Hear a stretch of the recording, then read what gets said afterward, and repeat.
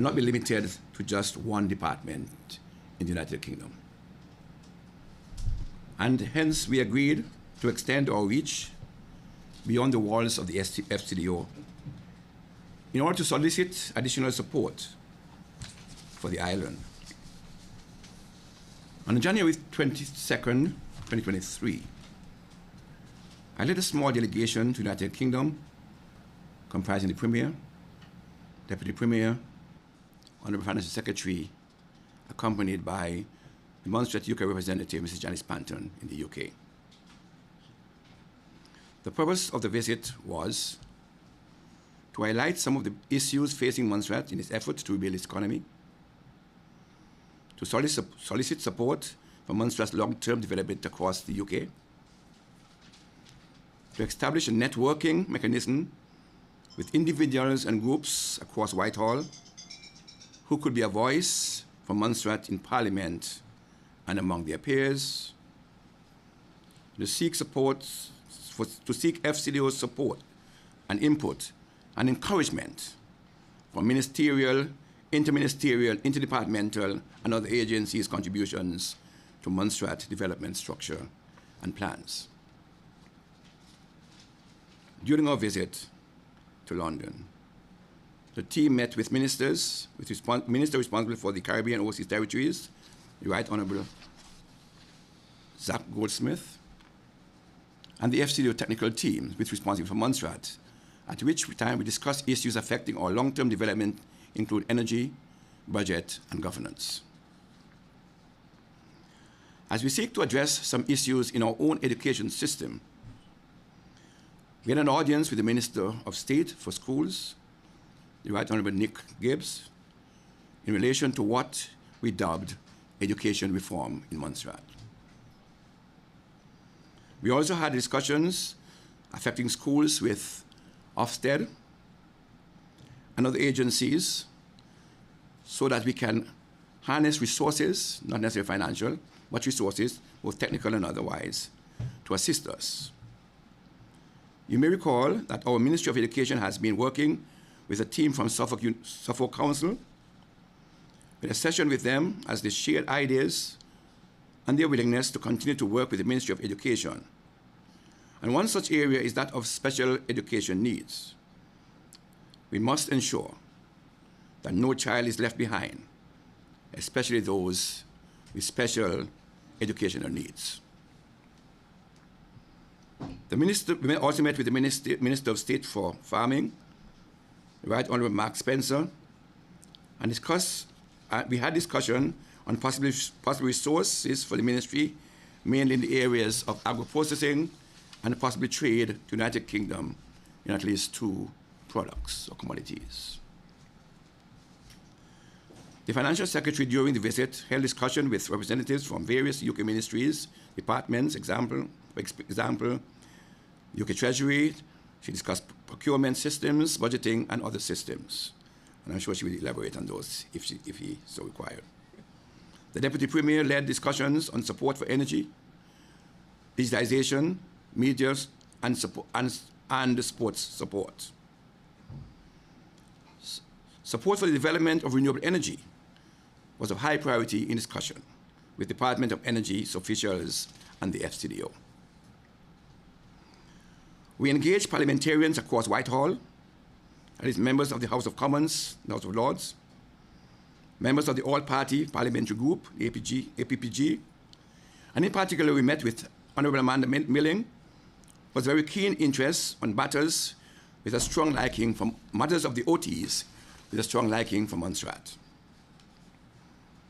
Another strong supporter of the OTs was Baroness Benjamin, the All-Parliamentary Party Vice President, someone who loves Montserrat, who has been here before, and was very, very eager to assist us in our contacts, establishing our contacts and our deliberations.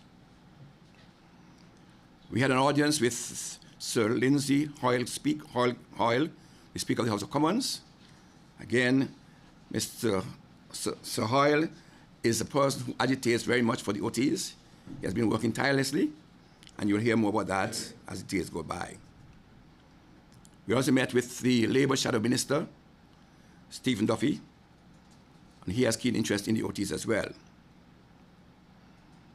The purpose of meeting these people is to create that networking mechanism across the House of Commons, the House of Lords, and across the UK Parliament and parliamentarians, so that there can be a voice, that Montserrat's conditions and situations can be expressed, not only by the FCDO, but by all of these people within Whitehall. And of course, as customary, we met with Montserratians in the United Kingdom. These meetings were held in London and Birmingham. We have received commitments for support in some key areas. And now that we have established contacts across Whitehall and other ministries and departments, the dialogue continues.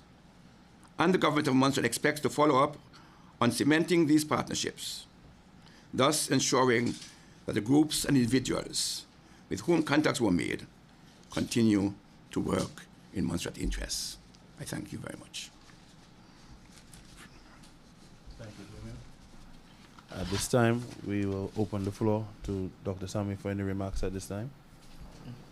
Thank you, Jensi. Just to reiterate some of the points that the Premier made, because we know for 27 years there was a volcanic eruption which changed the landscape of Montserrat, and over the period of time, there's a lot of frustration that has built up in the country that enough is not been happening.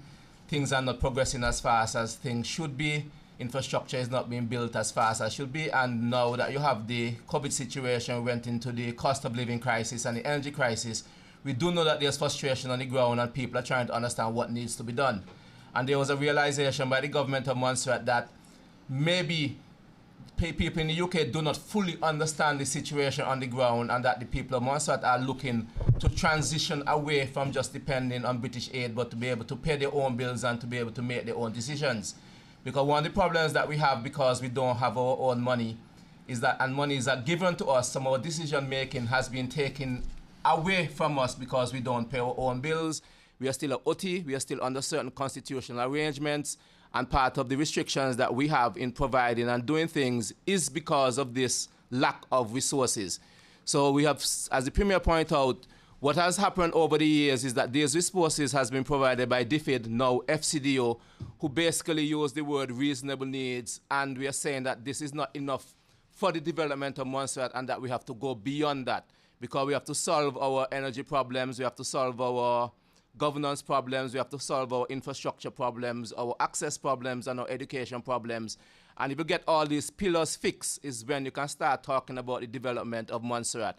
So how do you get support in the UK Parliament to understand Montserrat's situation, and for them to understand where we are, what our aspirations are as a people, and where do we want to go? How do you, because it's not just a matter of the OT minister making decisions. Some of these decisions still has to go to the UK Parliament. They still has to go to the Treasury. So unless you have support across Whitehall for some of these discussions and some of these things, you're going to have problems. So one of the purpose of the meeting was to try to get people in the UK to lobby on Montserrat's behalf, to understand Montserrat's situation, so that when certain discussions comes up in the UK Cabinet and in Parliament, and in the UK, they understand the Montserrat situation and what needs to be done, which is why some of the meetings that we met, example, all Parliamentary group and with both with the Labour Shadow Minister, people in the House of Lords, is to try to solicit this support so that when the Montserrat context comes up and we say we want these things and this is what we want to go, that they understand our vision of where we want to go and what the aspirations are, and to make it in some sense easier for Montserrat to get the assistance it needs to get ourselves to where we want to be. Because I think most of us would agree that where Montserrat is right now is not where we want to be, and we want to be in a different situation where we have basically advanced with our infrastructure, advanced with our people have advanced, so that we can have our own money in some sense. Some decisions that are imposed upon us because we don't have our own money will be removed, and we'll be in a better situation. Thank you very much, honourable members, Premier Joseph E. Farrell and Deputy Premier Dr. Samuel Joseph. The floor is now open for questions from the media houses. I'll call first on the Montserrat reporter. Good morning.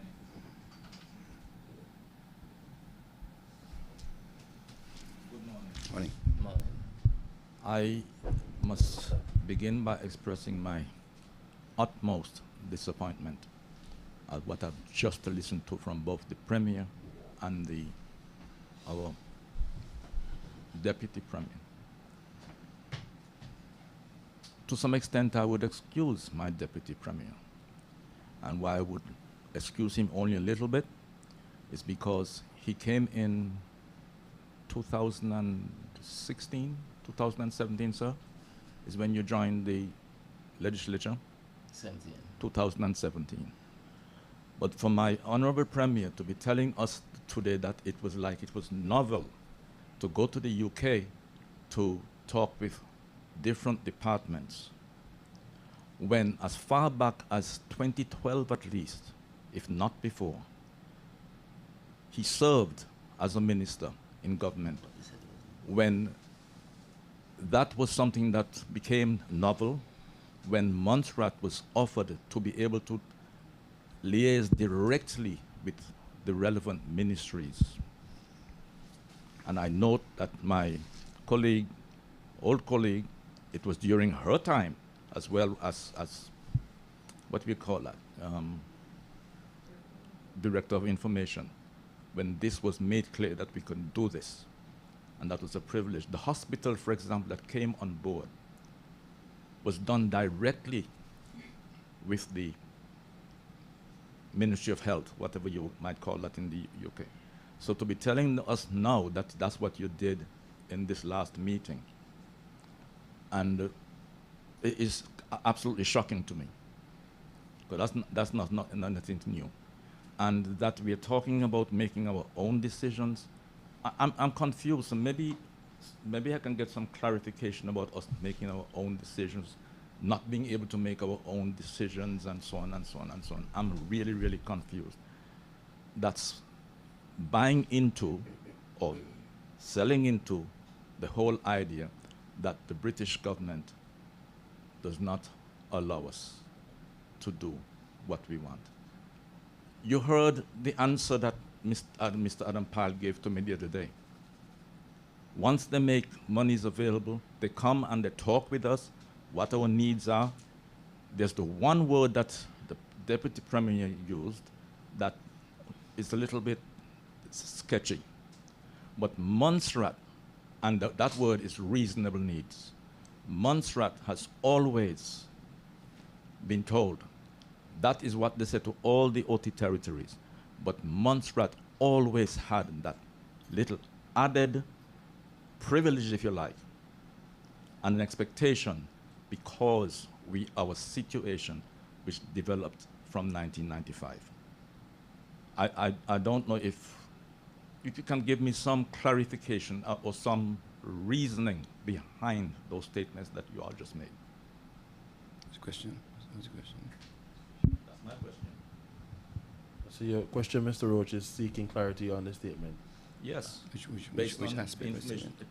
If what I just said is not the truth, and if it is the truth, it confounds everything that was said before.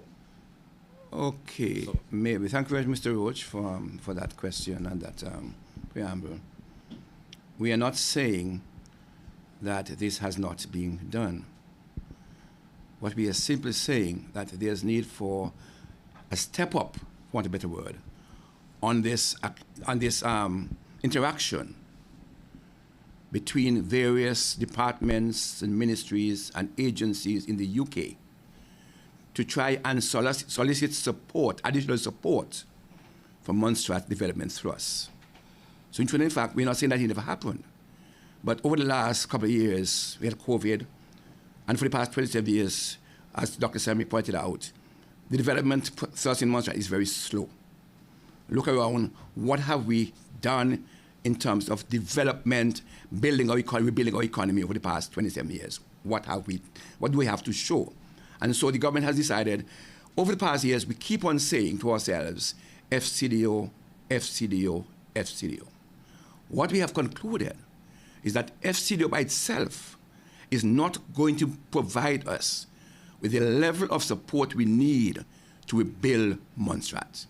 And the question is, are there other agencies, and departments across the UK who have resources that we can tap into. And resources doesn't necessarily mean financial resources alone. We have a capacity issue. Do we need assistance in terms of building our capacity? Do we need assistance in terms of infrastructure? How do we design infrastructure? Do we need capacity in terms of writing our business cases? These are all areas that we need. And so we are not denying the fact that we have done it already, but we need to step up the plate so that at least we can know exactly where those are. Additionally, who are the voices in the UK that speaks for Montserrat? Who are the voices in the Parliament across Whitehall who raise issues about the OTs and Montserrat in particular? What we have to do is to have the kind of what they call a lobbyist grouping across Whitehall, so that we can speak to them, and they in turn would have the ears of parliamentarians, whether ministers or backbenchers in Parliament, to push forward Montserrat's position. This is it. So we're not really saying that it doesn't happen before. We're saying we have to step up our game and to get more people engaged in representing Montserrat across the UK parliamentarians. That's all we're saying. Thank you. Second question, Mr. Roach. Not at this time. From ZJB, Mr. James White Jr. Morning. I too must put on record my disappointment, but this time with so many issues that we need to cover, and we are only afforded 2 questions. I think it's time that we move away from this. There are too many issues to be limiting us to 2 questions. But, Mr. Premier, let me go to your meeting with Lord Goldsmith. And you said that this saying, this phrase, reasonable needs, it keeps cropping up all the time. You know, and I would like to know what were your discussions, what was the meat of your discussions with Lord Goldsmith regarding efforts to develop Montserrat's economy? Thank you very much. Thank you very much, Mr. White, for the question. Montserrat has different needs, and we must prioritize those areas. Energy was critical for us. We have had this disruption in our energy needs over the past whenever. And Lord Goldsmith we find ourselves that he's in a position to link with other ministries and departments, and Dr. Sam will speak to some of the agencies, to help us. And we did, in fact, get a commitment from him that he will liaise with certain funding streams to help us to get moving. That was key for us. We spoke a little about our budgeting, but that was the FCDO's technical team thing. So basically, we spoke to Lord Goldsmith about the environment and about energy. These were our takeaway, and we left him with some positive thinking or notion that we will have some support, and he will help us to leverage some support for those areas.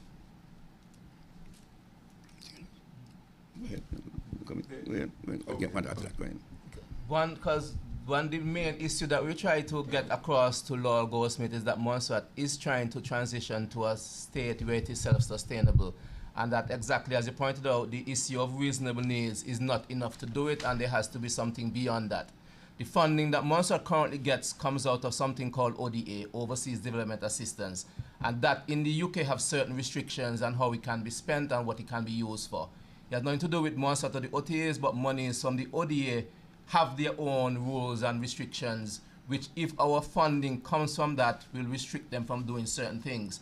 So the discussion was we have to move beyond just talking about ODA funding, and we have to find other streams from the UK point of view.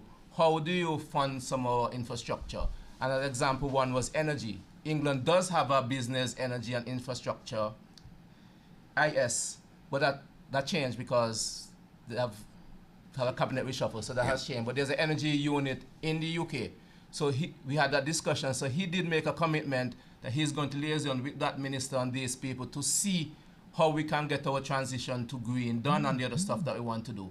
Not only did he have it, he actually set up the meeting. Yeah. So the next day, we had which was on our calendar, we did have a meeting with the base unit to talk about what assistance can they provide, what guarantees can they give for our geothermal, what UK guarantees can they see, what other, because they have other UK funds that fund energy transition in other countries. The problem that you have is that because we're an OT, we don't have access to those funds. So if you try to get some of these climate funds, you will be told that because you're an OT, you cannot have access to those funds. Although discussions occurred, if is it that we can't have access to those funds, then the UK has to have a mechanism for us to get these things done. So all these things that he did promise to look into, we did have meeting with BASE, they did understand what we're trying to do. So we are now liaising with our, as a practical example, energy unit here now to finalize what is this that needed, what is that we need done, and what assistance they can provide, whether monetarily or whether in resources to get these things done. So that on the energy side, that was part of the discussion that we had with Lord Goldsmith and the outcome of it. I would have many follow-up questions to that, but I'm going to leave it there for now, and I'm going to mention 2 words: the ferry. Thank you very much. I prepared for it. I expected it. I'm not surprised. Ferry has been a nightmare ever since COVID has came to Montserrat, and we didn't renew the contract with the ferry because of COVID. And we are aware that from September, when we relaxed our border restrictions last year, August last year, yeah, right. We have been trying since then to acquire a ferry service, first for Christmas and now for St. Patrick's. We have contacted over the past 5 months or so, no fewer than 4 or 5 ferry operators in the region, no fewer than 4 or 5. And we have entered into negotiations with all. We are still in negotiation at this point in time. As recently as last week, we thought we had one ready. And somewhere on last Friday, we find that they were not able to meet some regulatory mechanisms. The team actually went out to another operator, and we have been in touch with them. We have been working with them. As a matter of fact, we approve a budget. We got estimates. We got date. We got prices. We have agreements. As a matter of the draft contract has been drafted and shared. But yesterday afternoon, when the Port Authority and the agency asked for the licensing or the mechanism for travel, we are told that a few of them are missing. I just came to a meeting, that's why I was late to the meeting. Come to a meeting where, in discussion with the operator, they're now trying to get those regulated. The question is, time is against us. So we're working, hopefully, that we have a ferry in place.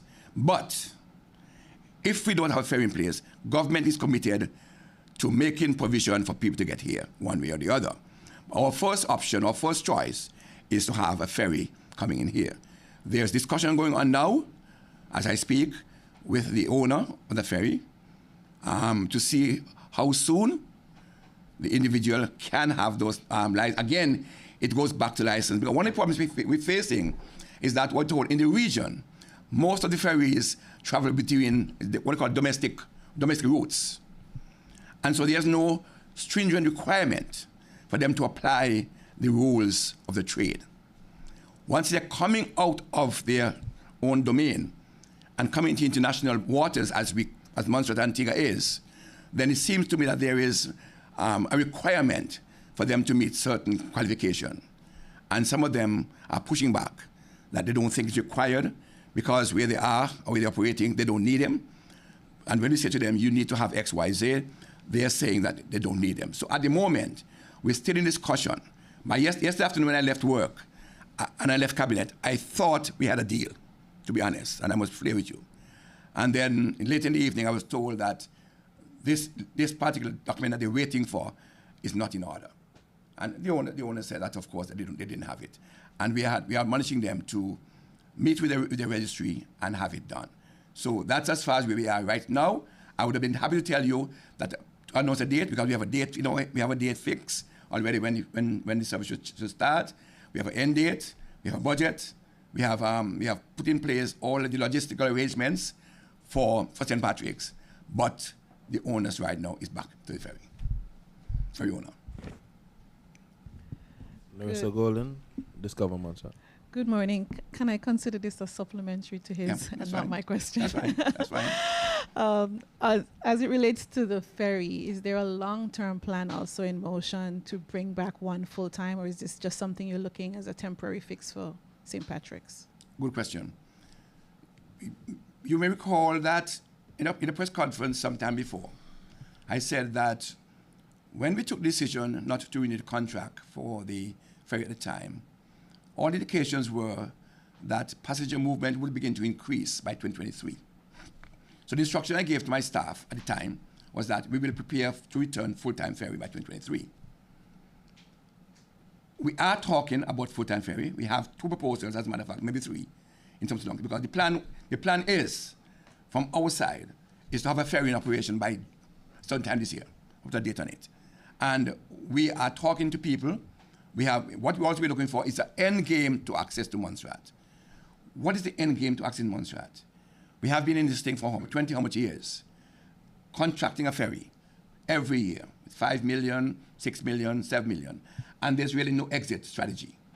So in terms of that long-term strategy, Nerissa, we are fitting in a longer-term strategy for access, be it back to the same contractual arrangement, or be it back to something that we either can get in a partnership with somebody, or be it something that somebody must can own.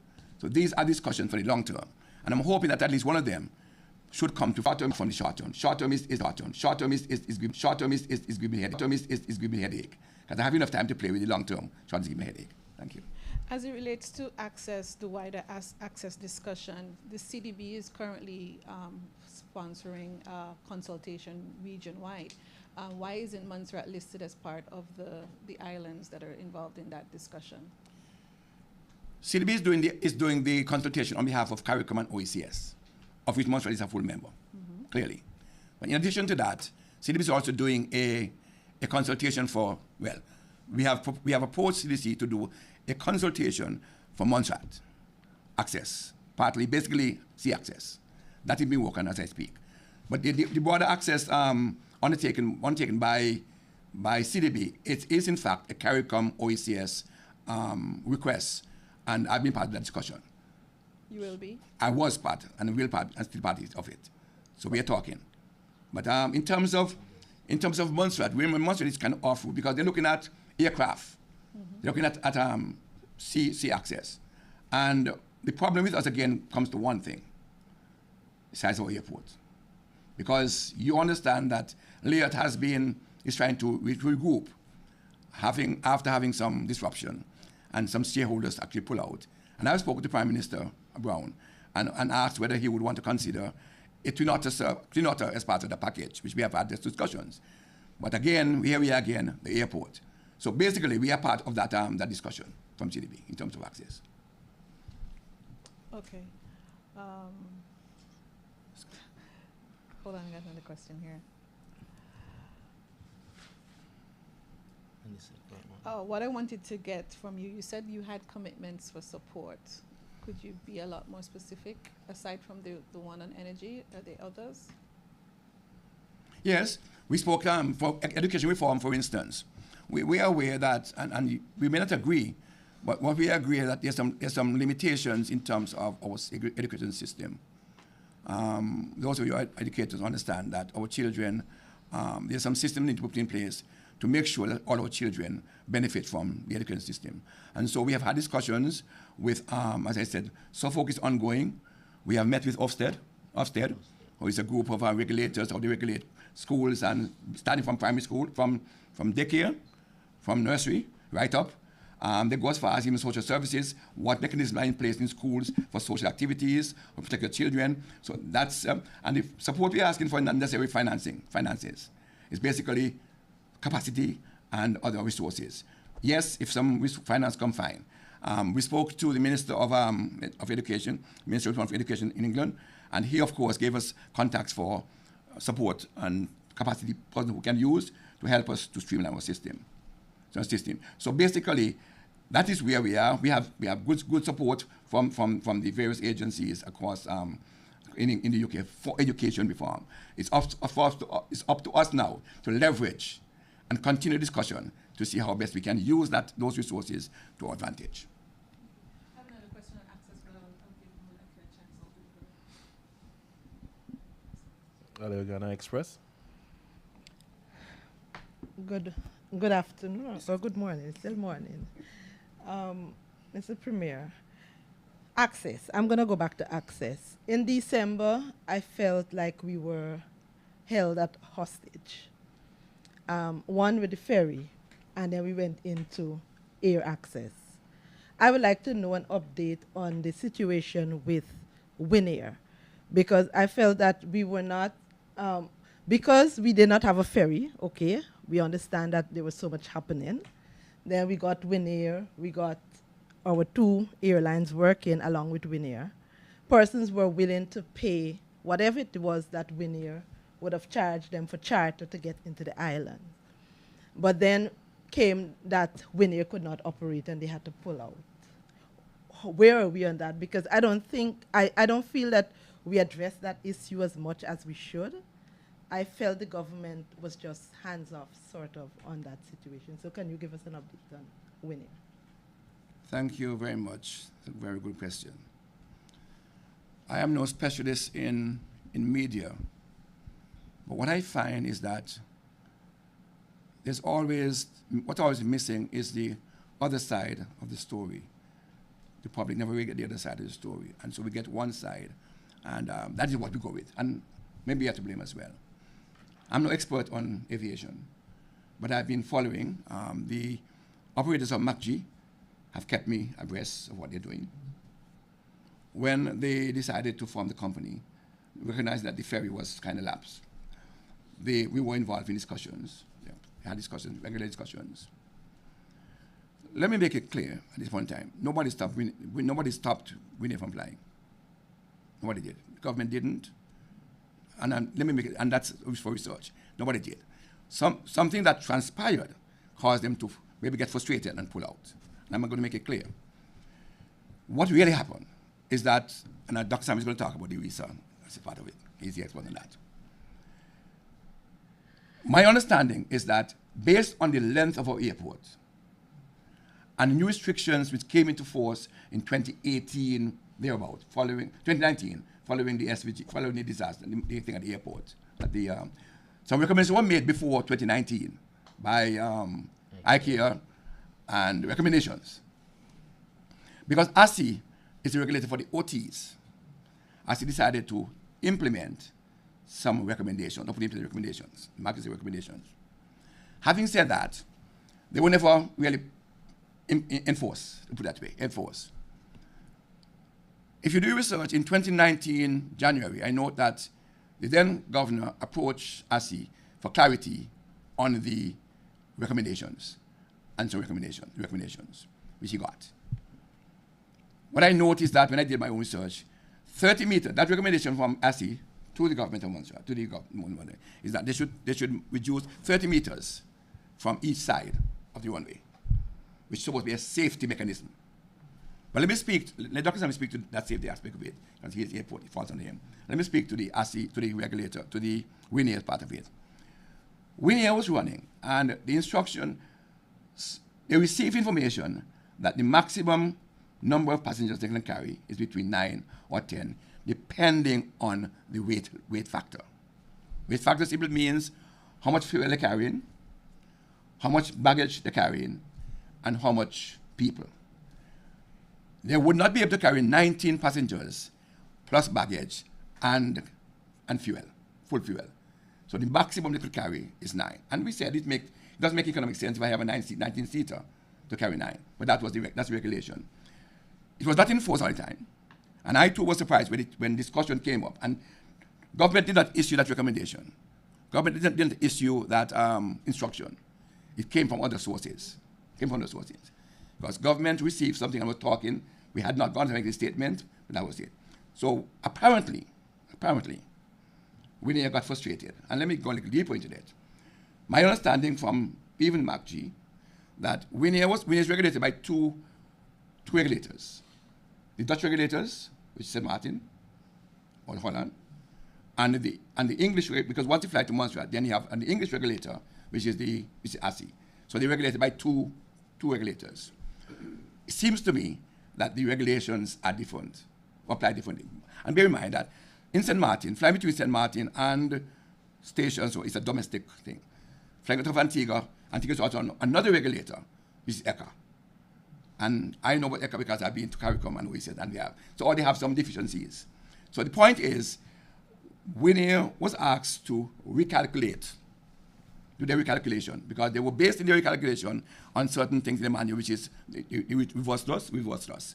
And they were asked, ASI and the Dutch regulators has spoken to Winair to readjust recalculate their calculation, and that was not done.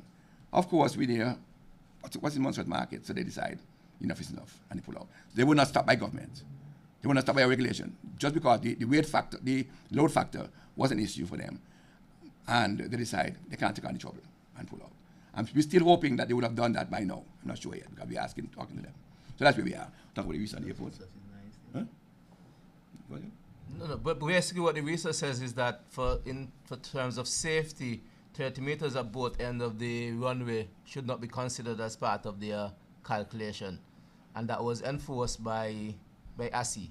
And as the Premier pointed out, enforcing that means that they needed to go back and redo the calculations of how many people they could carry, and for various reasons, they decided that it wasn't worth their time to do the calculations, and they pulled out. We also have the same issue.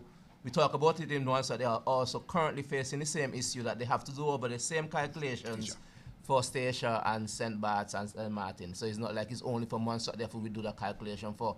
They're also required by their regulator to redo those calculations for the flights that they're doing in St. Martin, Sabre, and St. Eustatius. I don't know the actual status of how they dealt with it, but they've been asked by both regulators to do over their calculations.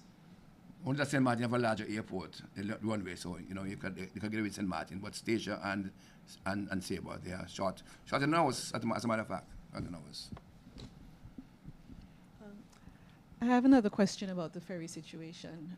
We need some clarity here, because we heard in the past about the certification that was needed, but no one's ever explained what the certification is. Information I'm getting here is saying that a ferry that used to be here is also included in the, is looking to come back, but they have been one that now you're saying that they no longer meet those requirements. Could you talk to us about what is it that whether it's Port Authority or the Access Division is asking for that these ferries need to supply? We are in discussion with Jaden's son, and so I wouldn't want to try to jeopardize any discussion tomorrow until the next day. So I wouldn't go into certain things because we're in discussion with them, because we are. And I would want to speak to Jaden's son because it's in the mix right now. Yeah, just talk to us generally. What is happening is that Montserrat doesn't have, under the Marine, what do you call the Act, shipping legislation, Montserrat doesn't have a regulator.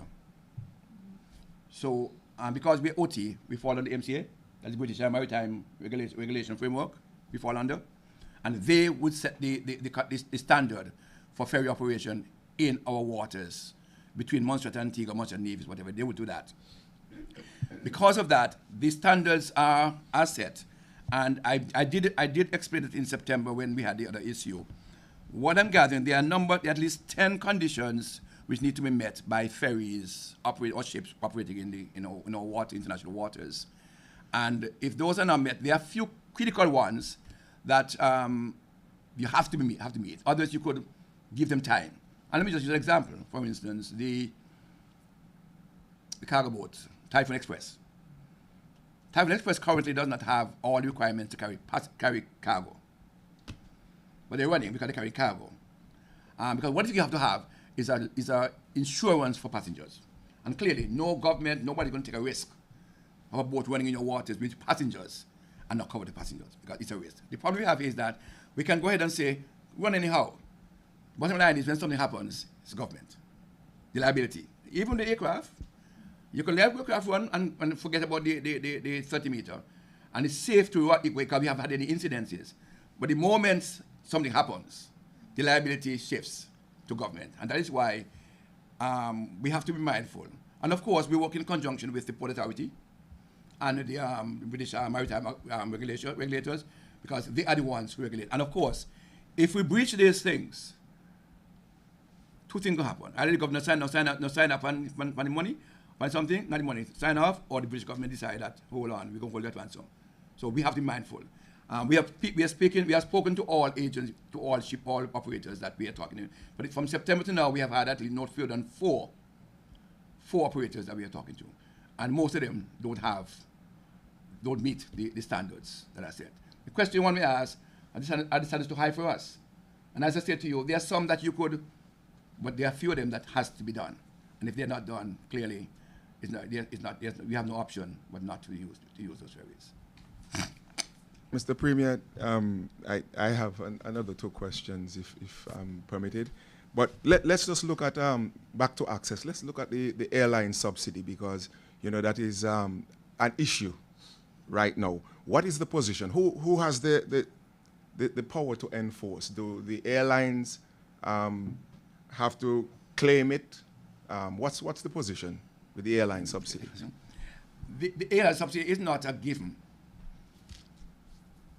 When we did not have a ferry running on a regular basis, government decided to transfer those funds to alleviate the hardship of traveling public. So we switched the money from the ferry to pay a percentage of the airfare for passengers.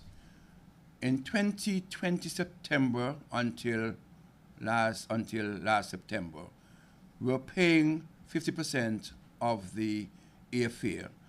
Except $340 both ways, $170 one way, and $340 both ways, which was more than half of the cost of the airfare then.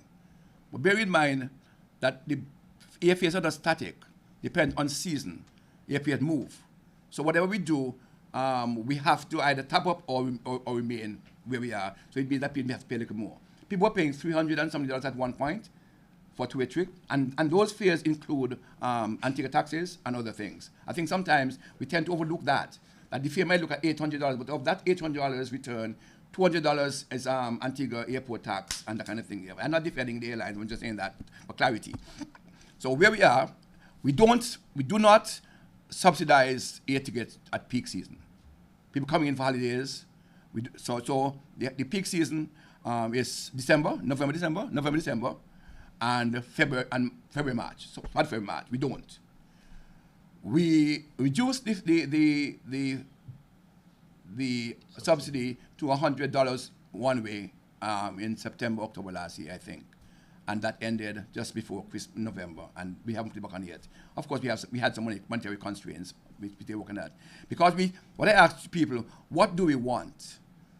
If you want a ferry is going to cost us for December, for March, for 3 weeks in March, would cost in excess of $1.5 million for March.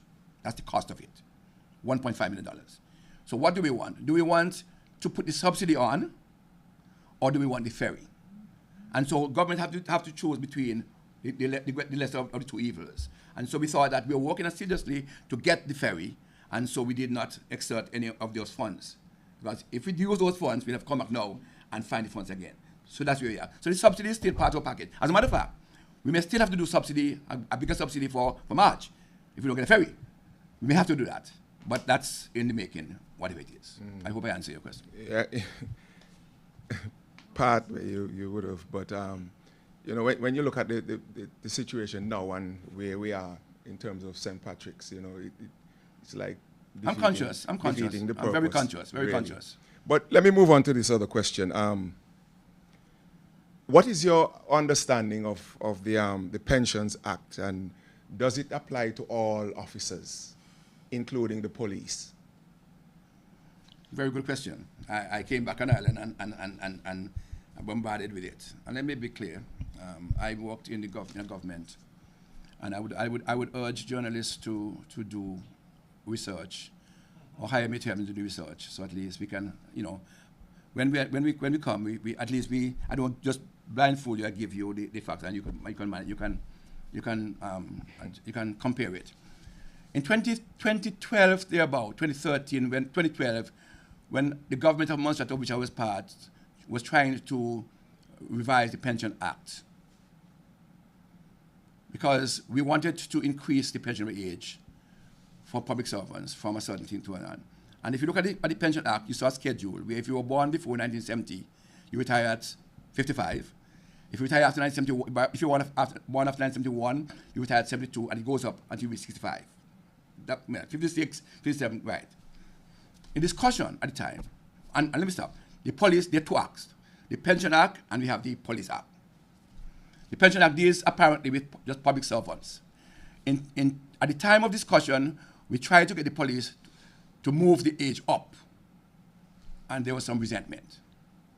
Because in that era, the police era... Mr. Premier, resentment by whom? The police. Okay. The police.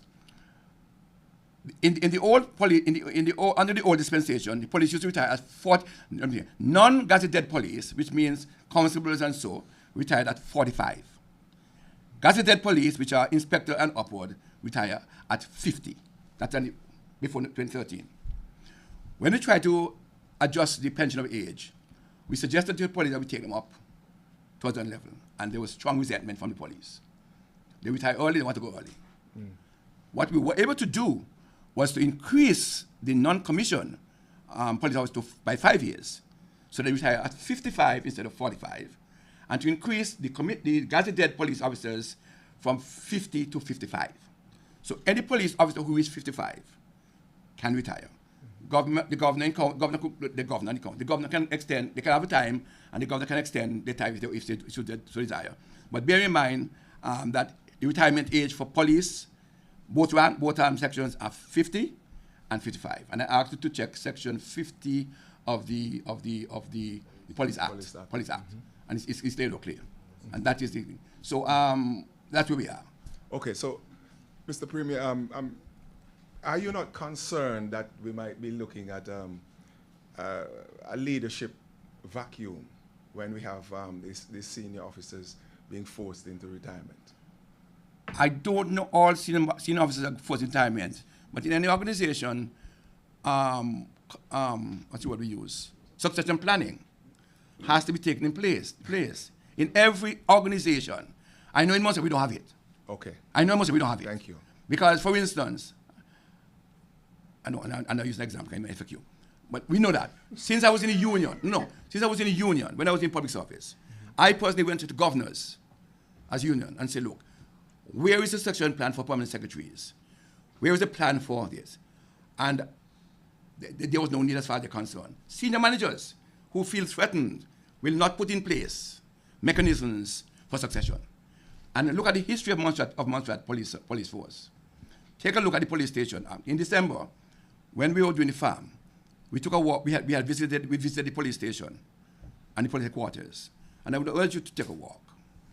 It's a historical, what do you call it? Pictures on the wall. And I'm going to see who they are now. Look at it. The first time we had direct succession from one Montserrat to the next was the current era. One. All the others. But Premier, don't you think that from a government standpoint, it should be some policy decision that this happens? I mean, you mentioned about senior people who are not doing anything to ensure succession planning. No, don't say that. Don't say that. I didn't say they're not doing anything. I said there is need for succession planning in all organizations. I know, but Okay. you mentioned that you asked some senior people in whatever. When I was in union, when I was in government. Right. So my as question public is, servant. don't you think that it should be a policy decision that should be executed? Is there a policy? It's standard public service management. I don't have a policy. We have a policy of such. To me, it's a standard government policy where well, it's not written. Let me put it that way. I'm not sure it's written. I don't know it's written that you must have succession planning. But, Go ahead. But it's common. And management in the public service should have that framework in place where they make sure that people underneath to take over. If somebody can't function tomorrow morning, what happens to the system, right? So basically, and I'm not going to say who charge you what. I'm not going on that road. Does that you seem like, you know, really. No, I'm not really satisfied, you know. In what? Let's in what? It's okay, you say that it doesn't have to be a policy decision. It's understood that you have somebody taking over. No, it's not. No, it's not. No, Tell sir. me. No, sir. I think Members- I think members- that's actually one of the Yeah. one of the issues with Montserrat is that there's an assumption that everybody knows what should be done, what is the right way to do things, and you assume it's going to get done, but nothing is written down. And so if Montserrat really is to move forward and mature, you have to actually say, this is what we want, this is how we're going to get it, and this is the policy to support that.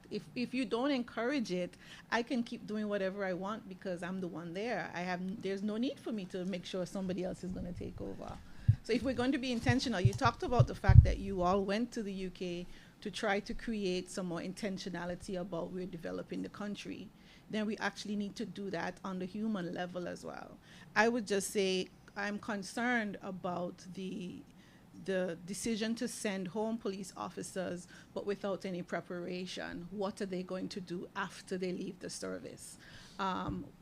No one is saying that you have to keep them, but if this is going to be what we will be doing and insisting on going forward, I think it behooves the government to ensure that their people are ready for life after the government, and clearly we haven't seen any indication of any sort of support systems to make sure they're prepared for that. One thing I would say, because if in the public service, when you are retiring, you know when you reach retirement age, right? You know. But you also give them some push from another area to say, well, you have next year you're going to be retiring next. So it gives you enough time to prepare. And I see your point you're making. And again, we have a unit.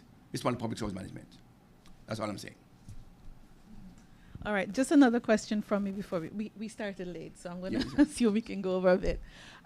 Premier, I'm just wondering, has there been any discussions on a cabinet level about, I'm a woman, I'm personally concerned about the number of cases of women who have died in recent years from cancer, breast cancer and other cancers. I'm just thinking that number is kind of big for such a small place like us. Are you having a discussion about this, and what are you looking at in terms of how are we going to approach this moving forward? Perfect question. I live in a household with all women. Yeah. So I am very conscious. And not for me, because I'm leader of my business. Everybody in Montserrat. And that is why the case was made. Okay, let me go back and thank Dr. Sonia Charles for the excellent work she and her team has done over the past years in bringing to the fore the issue of breast cancer, and that it can be prevented, it can be cured. And I thank them very much. I do take part in the walks and everything every year because I think it's important for the subject matter. And that is why we have embarked on procuring a mammographic machine. And let me say, it will be used not when the hospital is completed, but as soon as it arrives on island and it's commissioned. It will be used once it's commissioned. It's coming and ready to use. Because it costs government and household a lot of stress. When a mother or sister dies from breast cancer, the children suffer emotionally and otherwise. And so we believe that this is the first step in allowing people, and we may have to mandate it eventually, or give it service, in terms of service, for them to do mammogram every year. I do my PSA every year, locally, because I'm aware that prostate cancer can be pretended. So every year, I just finished mine 2 weeks ago.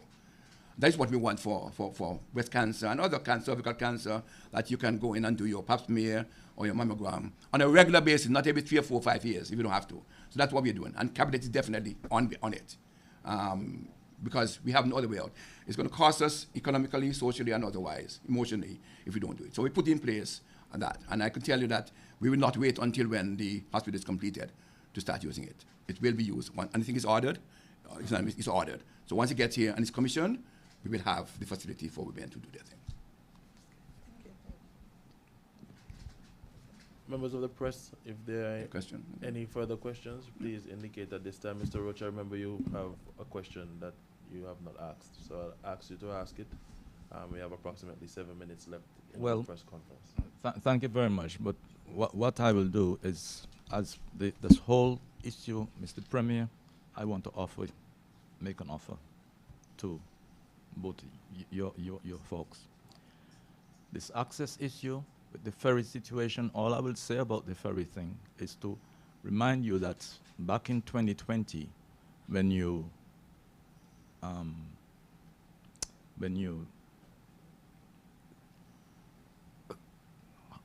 Suspend the ferry? when we, Suspend well, the ferry? well, I see I don't want to use the word cancel because he had said, he's saying that it was a suspension. Oh, yeah. It wasn't a cancelling of the ferry situation. In March, April, last year, January, February, we all knew that there was going to be the St. Patrick's and there was going to be the Christmas situation. And the plan was, of course, you were planning and talking about opening the borders and so on and so on. So clearly, it must have been on the minds of everybody that preparation had to be made for people to be flowing back into Montserrat. I mean, even I myself was outside, and it was a little difficult and onerous getting back to Montserrat, and that was in July of last year. Were there any plans made by March? Because I didn't see anything in the budget that suggested that there was any intention or expectation or plans to get a ferry. In other words, there was nothing at all that came into the budget for a ferry, for the new ferry plans for that year. We had in place, And- sorry. Okay, so Go ahead. after that I'll make my No, go offer. ahead, go ahead, sorry. Yes. No, if you answer that, then I'll make my offer. We afterwards. had in place funds for March. We didn't plan for full-time ferry for 2022. We didn't. But for March. Because as I said in my preamble, I'll answer to a question, the expectation was that the traveling numbers would start increasing in 2023. That was the international standard. That was what we were given. Unfortunately, that has changed because people wanted to travel. So by the end of 2021, you see the numbers start going up. And we saw those numbers in our aircraft thing. What we asked people was to communicate to us. Because you see, what we're saying here is put the ferry on if nobody wants to travel. Put the ferry on because people will travel. You have to plan. And so by January, February last year, we said, we asked their survey in January 2021 to get an indication as to when people want to travel. We actually did that. Because you cannot just go and say, people go travel, because it's costing government. And I know that we say we could spend the money, but at the same time, we actually did not plan for a ferry full-time last year, but a ferry for March. We did that, plan for March. Bear in mind, taking the context of what I'm saying. However, ferries were not available. And I think this is the message that we're getting home. The assumption is that ferries are just there sitting down on us. That's not the case. We have been told, as a matter, we have a framework. Went to the framework in 2021. Actually went to the framework to get interest from people to sign up to the framework. We had one ferry in the framework by September 2022. One. From Martinique. One. The only one. And in September, when the whole confusion about two ferries operating, I took December Ferry. I took the decision and told my staff, let us not, let us support one ferry rather than two. And we got mixed up. By then, at the time we had a financial constraint at the same time. By then, when we got back to the individual who was in the framework, the ferry was rerouted to someplace else. And so we just start all over again. It's not as easy accessing a ferry as we think it is, to be honest. It's very difficult to get a ferry, and especially to meet international standards. Very, very difficult. We are working. We continue to work. We understand that people want to travel. Montserrat want to come home. My phone is ringing off. Dr. Stanley get called. Access get called. Mr. Panton send me calls. People are asking, what is the problem? What is happening? And I'm trying. We're trying. But we can only try as far as we can. The other side will help us. Regarding now the whole airport thing, I want to make a statement here or make something known. I'll ask this question. Are you aware that a lot of these problems that are surfacing, ASI is involved?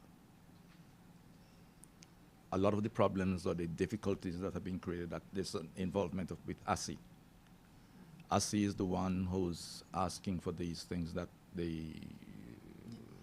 with the Winnie situation and so on. Yes. Yeah, ASI is the regulator. Very well.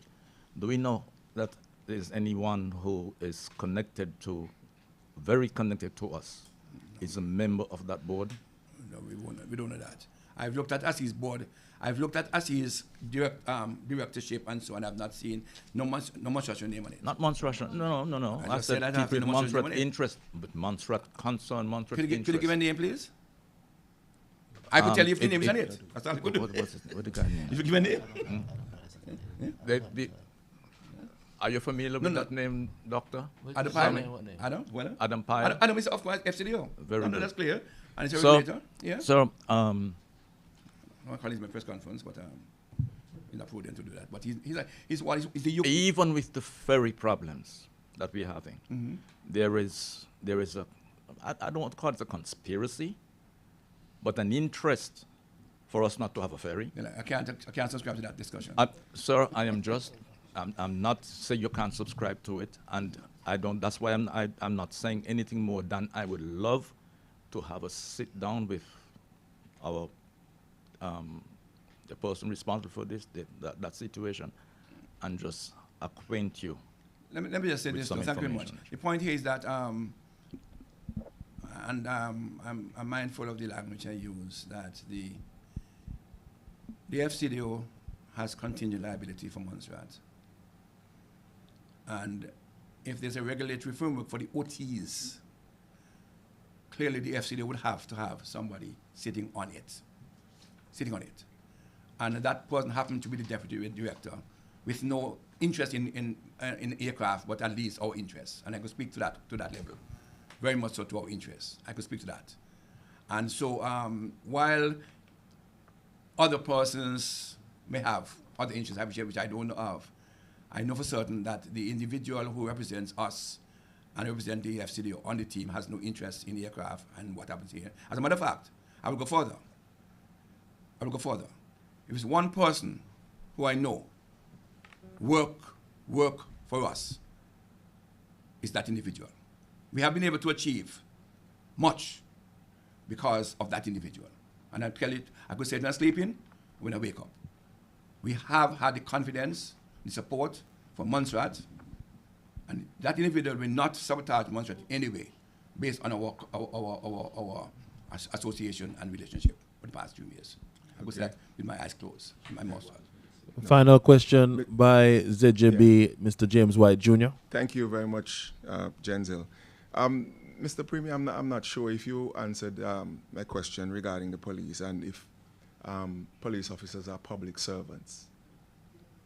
I'm not sure you answered that part of the question. I did answer it instead. When I said that, thank you very much, just clarity. The police force is divided into 2 divisions. Non-gazetted, right, which means they are police constable, and you had corporals with the corporals. Up to the rank of sergeant. Inspector and sergeant. Up to the rank of inspector and sergeant, they are gazetted. Right. Which means they are public servants, right, kind of public servants. Okay. Because they're gazetted, so they don't perform the functions of locking up people. Well, sorry, and they're not police. Sorry, they don't perform some functions down there.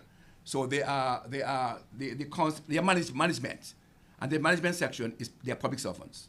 But at the same time, the Police Act speaks to them, and their retirement age is 55. So, if I get it right, doesn't the Pension Act supersede the Police Act? No, we look for it. No? There's no connection. As I would say, do research. We took the time out to go through it. The Pension Act does not connect itself to which there's a little reference, but it doesn't in terms of retirement age. What does the reference say? Look it up, please. Seriously, I'm going to say. No, he doesn't. I know that he doesn't. Okay, all right. Because we thought initially. We'll deal with that. We thought initially that the Pension Act would have superseded the Police Act, but it's not so. The Police Act governs the police service. When what I told you just a while ago that the police decided that they want to go early. Members of the media, I would like to say thank you for coming out, and honorable members, honorable financial secretary, I would like to thank you for joining us at this press conference today, and we do look forward to bringing you more press conferences. Those listening online, we do wish you a good weekend and enjoy the rest of the month of February. Thank you. very much.